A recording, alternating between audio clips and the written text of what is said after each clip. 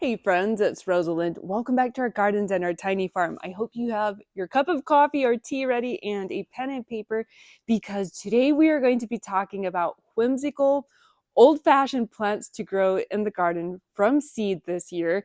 We're going to be growing them together with you in our gardens, and I wanted to share it with you now before we get to planting, in case you want to get your seeds ordered and grow them in your own garden, kind of follow along.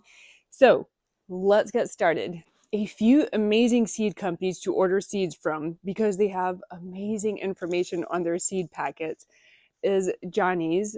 I mean, you don't often find all this information on seed packets. Eden Brothers has very amazing information on their seed packets, as well as Baker Creek Heirloom seeds. I mean, like, there's just all kinds of information on here. I still have 2 big seed orders coming. I was hoping they would be here by today so I could share the seed packets with you.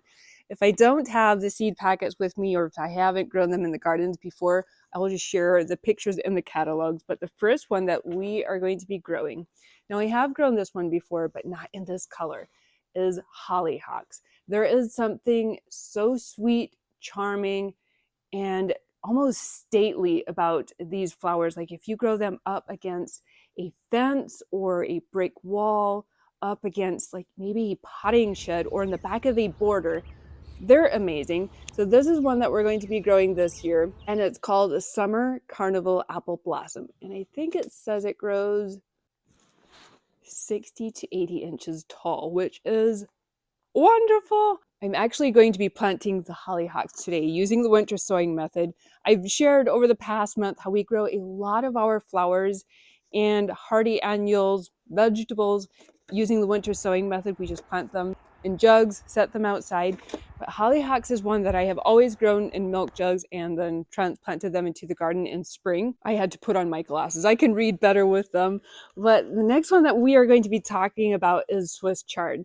And this was, last year was the first time that we grew it in the gardens. We absolutely loved it. It's an old green leafy style plant, and we grew the bright lights. Used up the whole seed packet, so I had to order more, and it's on the way. But you can just directly sow these into the garden. The chickens loved it. I think I picked some from the Swiss chard every day for the chickens. We used it in sauteed dishes as well as in salads. Highly recommend growing this in your garden. It's not only is it tasty, it's also beautiful just to see growing in the garden. The next one that we're going to be talking about is cosmos.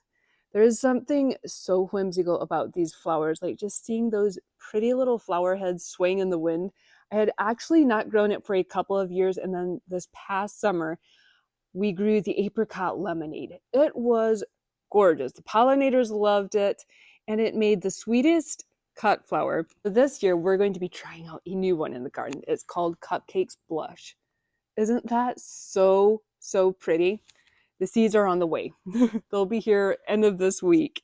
Cosmos is one that I will just directly seed into the garden. It's so easy to grow. I'm sure that a lot of you already do grow cosmos, but if you don't, you need to try this one out this summer. The next one that we're going to be talking about, I was very excited when I found it in the Baker Creek catalog. It's one that the Native Americans used to grow, as well as the early European settlers. But in the 20th century, it kind of fell out of favor because a lot of people moved to the cities and they didn't really grow it anymore.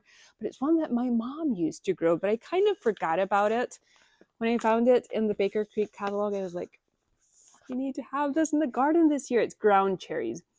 I remember that my mom used to make pies with it, and she would make preserves with it. Someone told me that they kind of reseed themselves around, so be mindful of that if you want to grow this one. But we're going to be planting it into the herb garden, and they're at their sweetest when you let them fully ripen on the plant and let them drop. But super excited to grow this one with all of you this year. Snapdragons is another old-fashioned whimsical flower that I feel like everybody needs in their garden. I will again just get it started using the winter sowing method. as soon as my seeds arrive from Johnny's, I'm going to be planting them in jugs and setting them outside. But the variety that we are going to be planting out this year, I have to pop the name up on the screen. The name is evading me right now, but it's similar to this. Like it has those double blooms, except it's in white. So excited to grow it, and it makes the prettiest cut flower.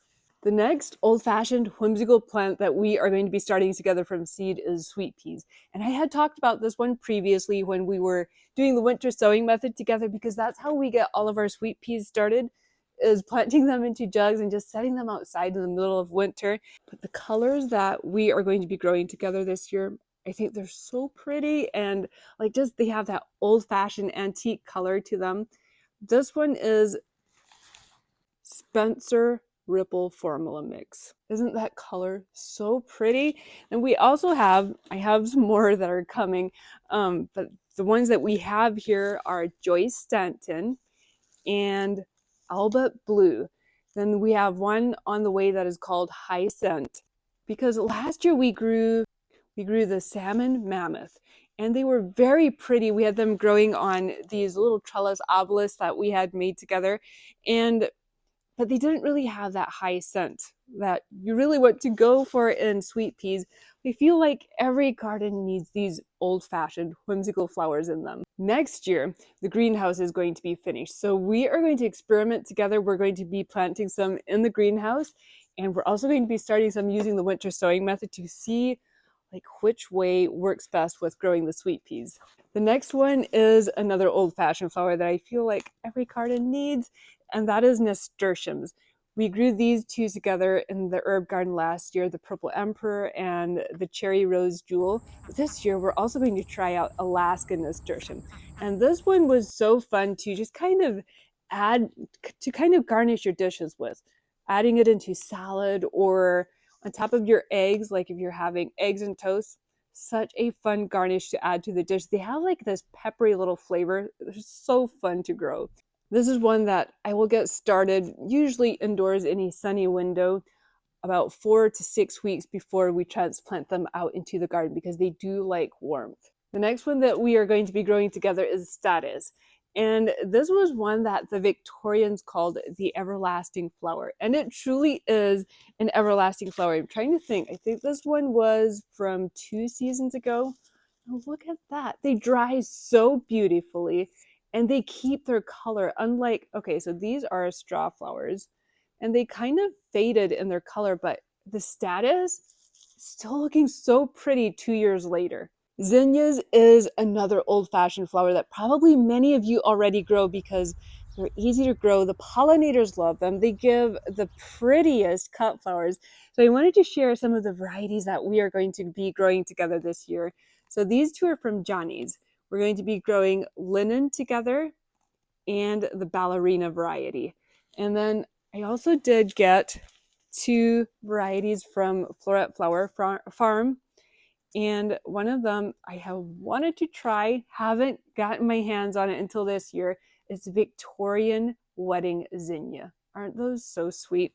Now this one I did grow the last 2 years and I had to get another packet of these seeds. This is Precious Metals. I think, in my opinion, they're one of the prettiest varieties that she has available. Oh my goodness. Like, they are so sweet in cut flower arrangements. Every time I had Precious Metals zinnias out in our roadside flower stand, they were one of the first flowers to leave. The next old-fashioned plant that we are going to be growing together from seed, I usually get these started indoors a few weeks before, probably 6 weeks before our last frost date, but that is amaranth. And I just have to show you this because I grew this one 3 years ago and dried it. Look at that. It is still looking so pretty. I think this was the coral fountain. So this is the original color, and it kind of eventually fades to like just a soft tan color. So pretty. Amaranth is actually one that you can, like, the whole plant is edible. The seeds can be used kind of like quinoa. The young leaves are kind of like spinach if you use them in a salad. And the flowers can be used in tea. It's an amazing plant. This is the one that we're going to be growing together this year, the red spike. Isn't it so pretty? I do want to dry it and use it like in Christmas arrangements because I think that would be so pretty. Delphiniums or larkspur is another old-fashioned one. It's one that the Victorians used to grow to use in cut flower arrangements, and it's no wonder. I mean, they have like this stately presence in both cut flower arrangements and in the garden. So yesterday I planted 4 jugs full using the winter sowing method with this variety. They are so pretty, and I think we're going to fill one raised bed full of this flower this spring. Now, just a few more that I feel like need to be mentioned at least. Stock is one that I had talked about with you previously when we were talking about the winter sowing method, because that's how we are going to be planting our stock, and then we'll transplant them into the garden probably end of April. Um, but I hadn't grown this one for, I think it was like 2 years, but last year we were in Indianapolis and they had stock growing in these huge planters out in front of the restaurants, and they smelled so amazing. I thought, why am I not growing this one for cut flower use? Because like it has the most romantic, old-fashioned kind of clove scent to it. So this is one that I feel like everyone needs to grow at least a few of in their gardens. And last but not least, marigolds. So this is one that we grew together last year. It was the white and the strawberry blonde marigold. This one was growing in the herb garden. I'll have to throw a picture up on the screen because it was so pretty and sweet. But this year, because I discovered that marigolds are supposed to repel aphids, we're going to experiment with something, and we are going to grow the strawberry blonde marigolds. Since they do stay a bit shorter, we're going to be growing them out in the back cut flower garden around the roses to see like if they actually repel the pests like we want them to, instead of we're trying to get away from using chemicals on our flowers and our plants. So I'm trying to figure out ways to use flowers or herbs to kind of repel pests in the garden, to kind of work with nature instead of against it. So that is the goal for 2026.